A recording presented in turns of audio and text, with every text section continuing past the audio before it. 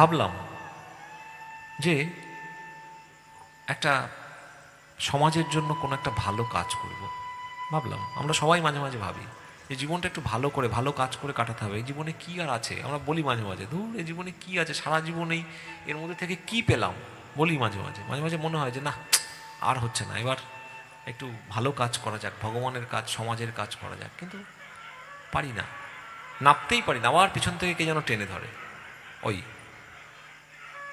অসত্যমত্তে সুবিদ্যাতে, মানে সেই বিদ্যা নেই, অধিবিদ্যা, আধ্যাত্মবিদ্যা নেই, টেনে ধরছে পেছন থেকে।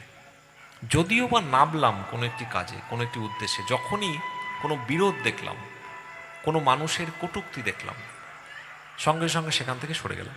দূর, মানে কেন সরে গেলাম? কারণ আমার ওই কাজটি করে কিছু একটা পাওয়ার উদ্দেশ্য ছিল। আমি চাইছিলাম যে আমার ওই কাজটি করে একটু কোনো একটি জাগতিক কোনো লাভ হোক, একটু টাকা পয়সা হোক বা কিছু একটা হোক, স্থূল জিনিস করে আমি একটু ভালো থাকবো।